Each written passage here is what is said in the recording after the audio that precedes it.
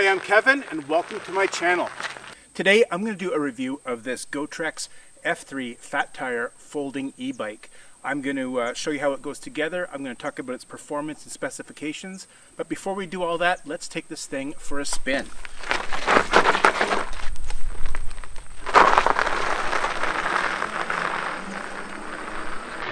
I have to admit, I was a little bit skeptical when the folks at Gotrax reached out to me and asked me to do a review of their F3 folding fat bike. I'd never owned an electric bike before. I knew nothing about Gotrax and their company, but I went online, checked out the bike. You know, honestly, it looks a bit awkward in pictures. It looks a bit small. The front tires are fat and small, and the handlebar is quite high. But this thing arrived, I assembled it, I got on it, and guess what? It's an awful lot of fun. Let me show you what this thing can do. Do a quick turn here. We'll go back and we'll get this thing up to speed.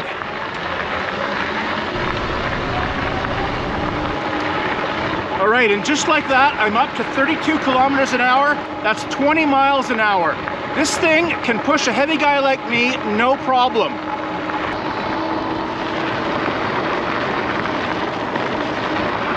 This bike goes fast and it stops fast. Bottom line, this thing is a tremendous amount of fun. I love the bike. Let's get on with the rest of the review. The F3 came in one big box, and it was extremely well packaged.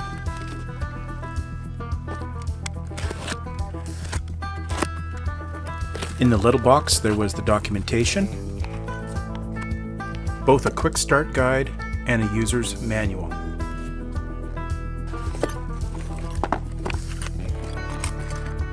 And a great little toolkit that had everything needed to assemble the bike. Also inside was the charging brick,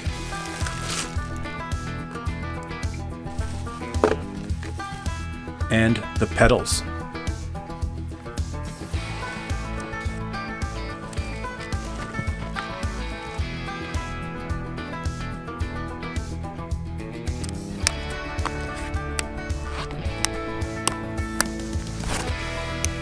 The bike was well protected so that parts didn't scratch on each other during shipping.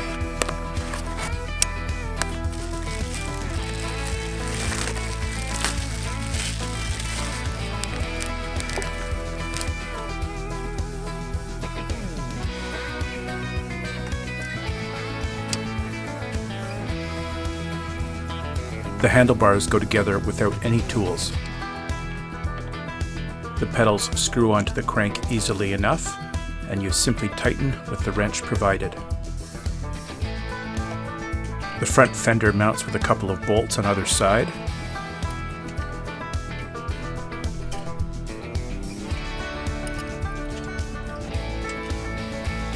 And then you secure the fender and the light to the frame.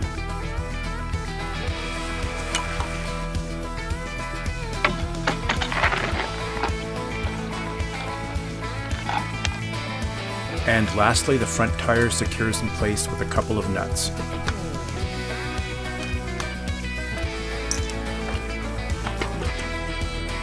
Check the tire pressure and charge the battery and you're good to go.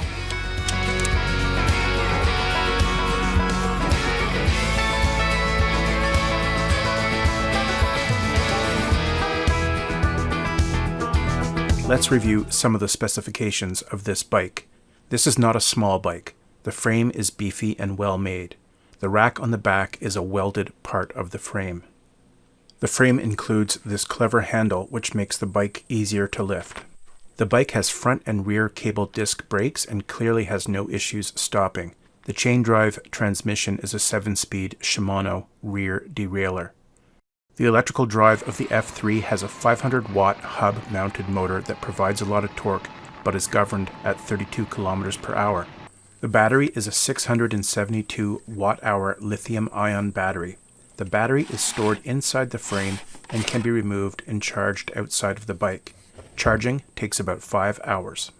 There is a white light in the front and a red light in the back, both powered by the battery. The seat is very comfortable, and both the seat and handlebars are adjustable and should accommodate anyone from 5.2 to to 6.2 feet in height. There's an adjustable front suspension system that absorbs a lot of shock, and if you want to, you can lock out that suspension. And there's a handy kickstand.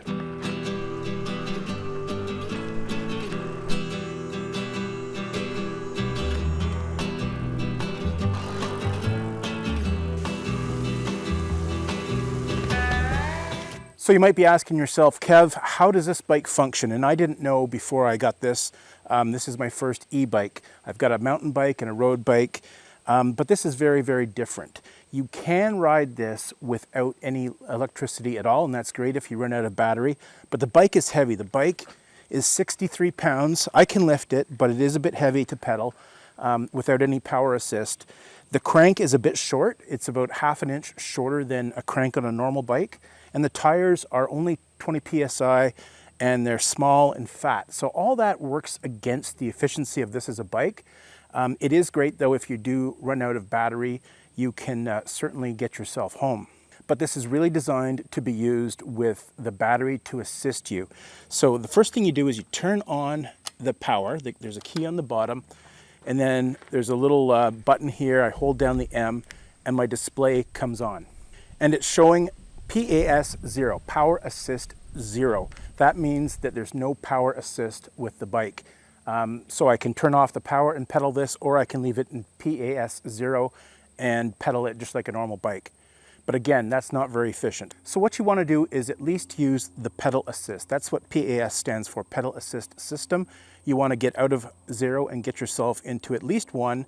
The systems go 1 to 5. 5 gives you more assist. 1 gives you the least amount of assist. So on your left handlebar, there's a controller, and if you hold down the M button in the middle, you'll get your display to come on. You get the battery life, the speed, the PAS mode, and an odometer. Then press the plus or minus buttons to scroll through the different PAS modes.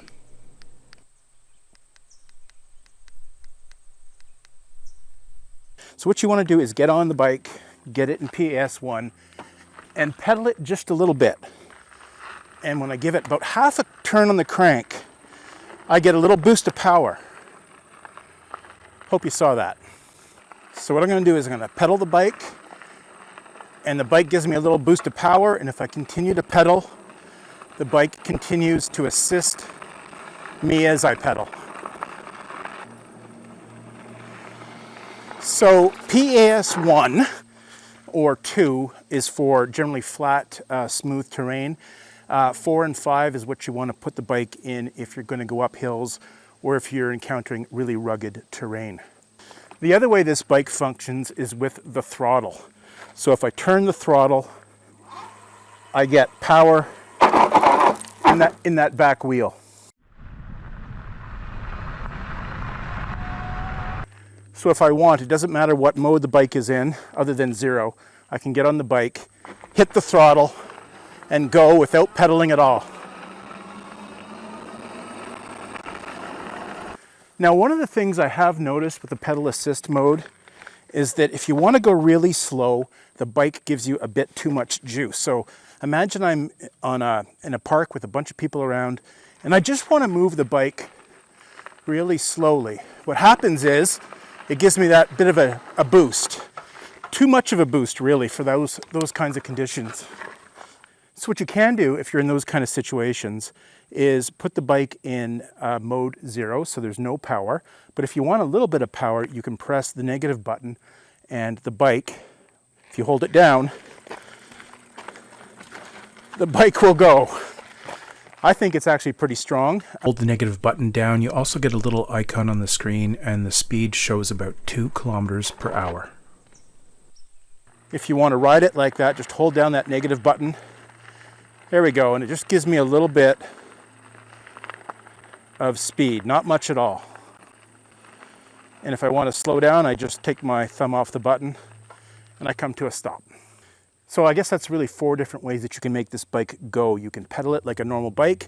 Again, very heavy, a lot of things working against you. You probably want to use pedal assist at least.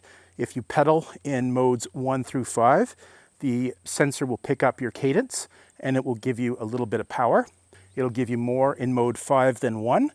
You can use the throttle or you can use the very slow mode like this, which is pretty fast.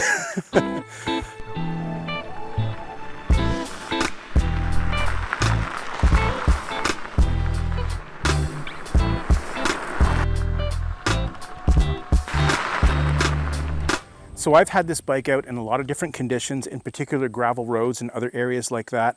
These 20-inch knobby tires that are 4 inches wide, and the shocks give me great control in conditions like this. I really like it. The small tires, though, are really not for handling. They're for folding this thing up. So this is designed to fold in the middle, and the handlebars fold down so that you can put it in the back of a vehicle or minimize your storage space. So let me show you how this folds up. There's two places it folds, one on the handlebars here. You simply pull this little latch, pull that down, and the handlebars fold out of the way. There's another fold here in the middle, another latch right there.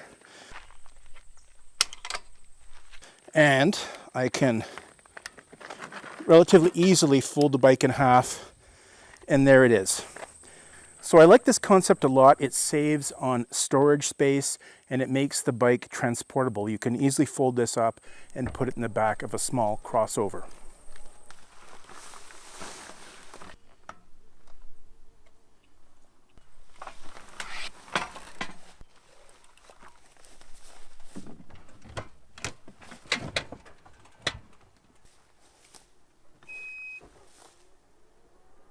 But this bike is heavy and it's a bit awkward. I'm a strong guy and I can pick this up and I can put this in the back of a vehicle, but I'm not going to want to do it a lot. And if you're a smaller person like my wife, I don't think she would want to fold this up and put this in the back of her vehicle. So you want to think that through. This company makes lighter, smaller bikes. This one has more power and more range, but you want to consider that.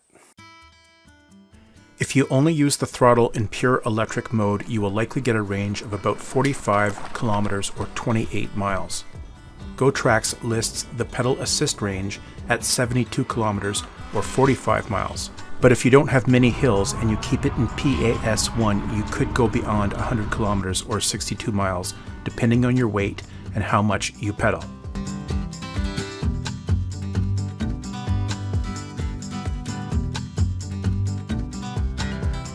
So overall, I'm happy with this bike and its quality. I find this is an entry-level bike. So for instance, you've got cable brakes, which work just fine, but you don't have the more expensive hydraulic brakes. I find a few things on this to be a little bit on the cheap side. The chain guard here is plastic. It works fine. There's no front derailleur, so you can go simple there. The bell, find that a little bit rinky-dink. If I was going to ride this in an urban environment where I might be passing people on trails, I would upgrade the bell. So I really like their choice of Shimano components. It's a good, reliable brand name. You can't go wrong with Shimano. You can find the parts almost anywhere, so if there's something wrong with the bike aspect of this, you can certainly get that fixed at any bike shop. I tend to just leave the derailleur in the highest gear. I probably would only use the lower gears if I ran out of battery, but with the highest gear, I get a good match with the power assist and I get a lot of range out of this. I like the display. It's a very simple black and white LCD display, but it clearly shows your remaining battery life, your speed, and what mode you're in. And you can certainly get this up much beyond 32 kilometers an hour. Smooth conditions, downhill, and pedaling hard will get you there.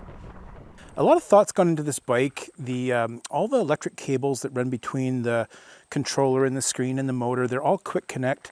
So if you do need to replace a component, you can do so easily without rewiring the whole bike. And I've noticed that on the Gotrax Canada website, you can find lots of these components if anything should go wrong in the future.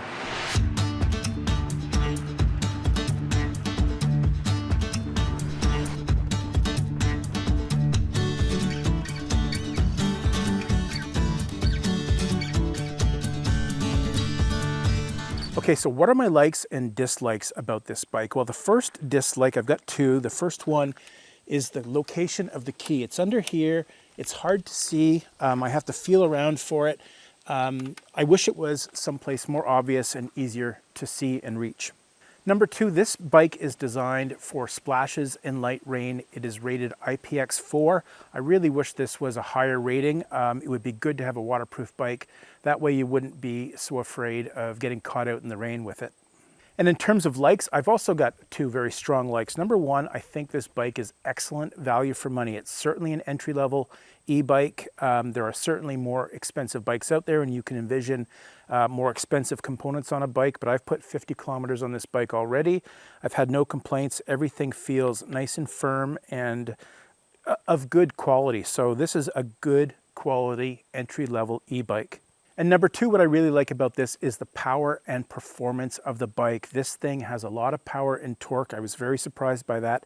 I can get up to 32 kilometers an hour before I hit the end of the driveway. So very impressive. It goes fast, it handles very well, and it certainly stops very well.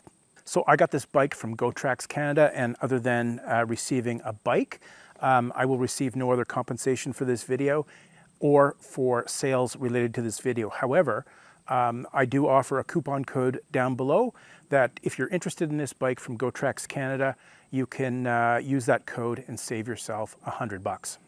I will also clarify that this is from Gotrax Canada, not Gotrax US. Many of my viewers are in the States. Gotrax does have an office in Texas, and they have a US website, of course. On that website, you're going to find a slightly different version of the F3. You're going to find the F3 2.0. It's got a few upgrades. It's got a color screen. It's got hydraulic brakes. They've shaved a few pounds off of it. Other than that, it's basically the same bike, although it is a little more expensive. All right, I had a lot of fun making this video. I got to ride this bike in a lot of different environments, and it's a lot of fun to ride. I just want to say thanks a lot for watching the video. I hope you enjoyed the video. I hope you got something out of it. If you did, please hit like, share, and subscribe. As always, have a great day, and I'll see you in the next one.